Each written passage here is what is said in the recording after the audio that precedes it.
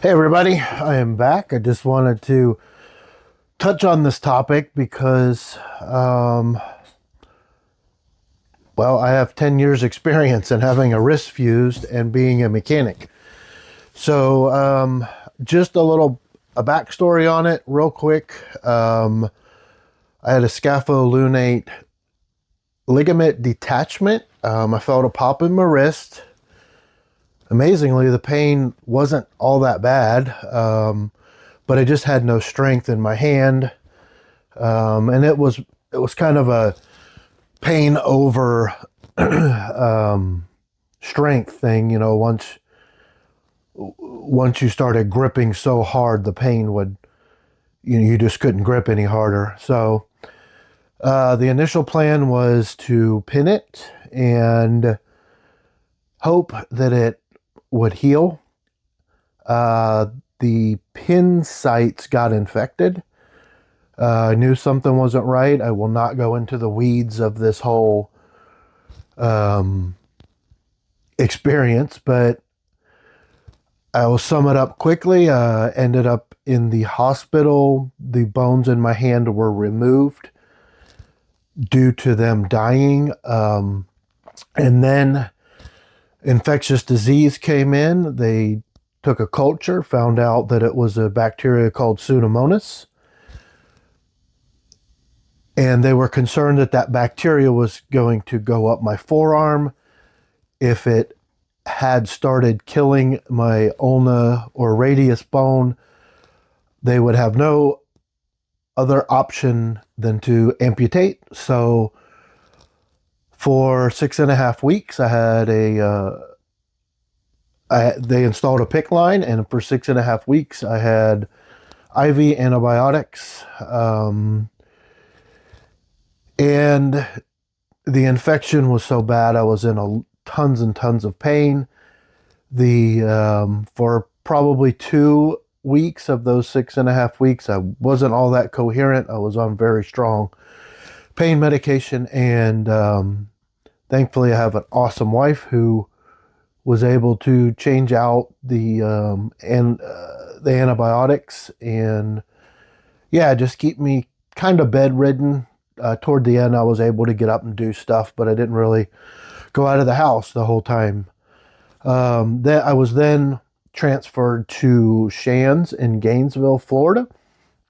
They were amazing. It was the first time I ever went and met with a doctor in his actual office, not in a room. So we actually went into his office, sat across him from his desk, and he had a game plan laid out on his desk. We're going to do this, we're going to do this, we're going to do this type thing. There was one bone that I needed to have removed. He just did not like the look of that bone, and it wasn't going to be an issue. Like in the fusion, it wasn't going to be in the way, or it wasn't going to be needed after the fusion, so they removed that bone. I then went into fusion surgery. The biggest thing, and I'm looking at notes here because I don't want to forget stuff. The biggest thing that I noticed after the fusion surgery was how quickly the pain went away. Not the surgical pain, but the toothache type, bone arthritic, that whole pain was completely gone. I just could not believe how night and day it was. It was just amazing. And so I really didn't need to take pain medication after the surgery. I had the surgery on the 19th of December, and on the 25th of December, I felt that feeling that I had felt before, that something wasn't right. And we called them on Christmas Day. They said, get your butts down here tomorrow. And so we did. And they cut the cast off, and sure enough, there was another infection starting. So they hit me with just oral antibiotics, and that killed off that infection, which was great. And after that, it was just healing. It was just the surgical healing. your skin, at least my skin, and these are all my opinions. Okay, this is what happened to me. This it might be a little different from you, but because my hand was in a cast or a splint type thing for so long, that my skin kind of got scaly. It was almost reptilian. And I'm going to put pictures at the end of this of some x-rays, the second infection. I'm not going to put the pictures of the initial infection because they are gross. And just to kind of show you, like, hey, if this starts happening to you, if you start feeling unwell, don't hesitate. Be proactive. Just don't hesitate. Please just be proactive and say, if you feel something's not right, you need to open your mouth and say, look, something doesn't feel right. I know my body. This is not, I don't feel right. Just get it taken care of. So, I will warn you at the end of this video when those pictures are going to show up. The second infection, you can definitely see that my hand is very swollen and the staples, look like they're about to tear out of my skin. So, not the best picture in the world, but anyway, but what I really wanted to hit on was, things I wish I knew after having wrist fusion, or things I wish I knew before I had it. If you're able to use your hands beforehand, I would really recommend getting a bidet. You don't think about the little things, and those little things can sometimes turn into a big thing. I'm right hand dominant, and I have no coordination with my left hand. Doing the paperwork after being in the bathroom is about the only way I can put this. But doing the paperwork with your left hand on the first day that you're home, and it is outpatient surgery. So, but we live 3 hours away from Gainesville. Just having to learn that on the fly is kind of rough. So I would recommend getting a bidet. We went with a company called Tushy, which sounds kind of funny, but at that point, Tushy, at that point, now we've written them and corresponded with them, but at that point, they only had a right-hand controlled unit, which makes sense because it's closer to the tank and everything, blah, blah, blah. But they had a right-hand control unit. A few years after my fusion surgery, I had to have this wrist pinned because the same issue happened, the scapholunate detachment. And so it was hard to have to reach across one way or the other. There is a company that makes a left-handed unit. It's aftermarket. Tushy's unit is, let's just say it is a lot easier on you than some of the aftermarket companies on like Amazon or whatever. So think about that. Think about, okay, maybe I should do this, have this done, have this installed before my fusion surgery. The next thing, I'm looking at notes here, so I apologize. The next thing is you don't really notice that, like, your body will just adjust. It is amazing how your body will say, okay, I don't have a wrist now. That's fine. And I'm a mechanic. And so, as you can tell by the toolbox sitting behind me. And I thought for sure my career was over having this done.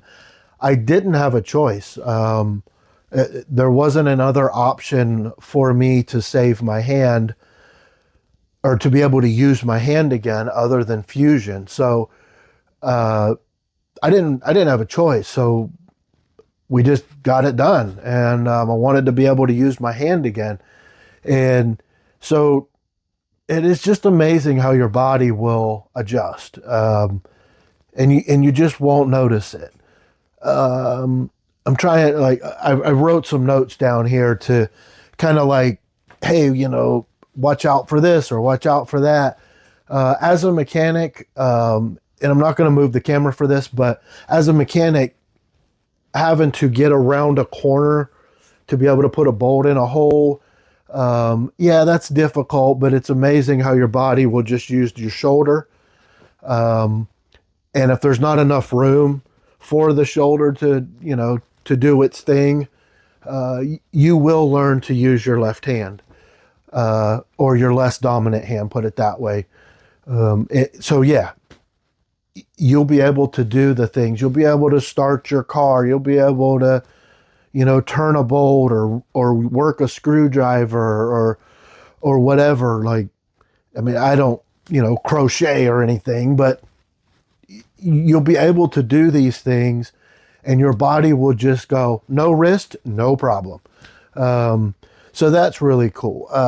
The other couple things I wanted to hit on were, let's see, if we have two big dogs and if I'm scratching the dog and then let's say it sees a squirrel and it takes off, it will, you don't have a wrist to bend backwards to go, to release. So sometimes you can get caught on things. But that's just rare. That's really rare that would happen. And then probably the last thing is, when you sit down to eat, if you're right hand dominant like I am, well, when you go to use your fork or your spoon or whatever, you're kicking your elbow out. And so if you're in a crowded area or whatever, and you're sitting and eating, the poor person that's sitting on your right or your left, if you're left-handed, is going to get, you're going to get your elbow in their face. So yeah, it's just simple like, hey, can I sit on the end of the table so I'm not elbowing you when we're eating? And just simple things like that. And those things are minute compared to the pain that you're in right now before your surgery, the dull ache, toothache, like I said, tight pain. So yeah, if you're nervous about having the surgery, I get it. But 10 years ago, I had this surgery, and I am so glad I had this surgery. There's still no more pain. Your body will grow this all into one bone. According to what the surgeon told me, this will all be one bone. It will actually be stronger than your actual bone. He said the weak point now will be right above the rod. And so, yeah, some of the pictures that I'm going to put in are the x-ray pictures, and just kind of show you. You can find them on Google too. I'm going to show you what my skin looked like after being in the cast so long, and just the healing process. I'll show some of those pictures in there. I will show the picture of the December 26th infection that was trying to start. Yeah, it's not bad. It's not bad at all. And if you're contemplating having this done and you're active like I am, don't let it stress you out. Be aware of infection. Make sure, if you start running a fever or something like that, get a hold of your doctor. And by no means am I an expert. I'm not a doctor. Follow their orders. These are just my opinions. This is what happened to me. So yeah, thanks for watching the video. And if you don't want to see these pictures, then end the video now. If you do want to see these pictures, stick around, and I'm just going to throw them in at the end of the video. So thanks for watching. Thanks for your time. I guess I'm supposed to say like, subscribe, and comment or whatever. And if you do have a comment or you do have a question, I will try to get back to you as soon as possible. And yeah, the main thing is buy a bidet. That's the main thing. Thanks for watching.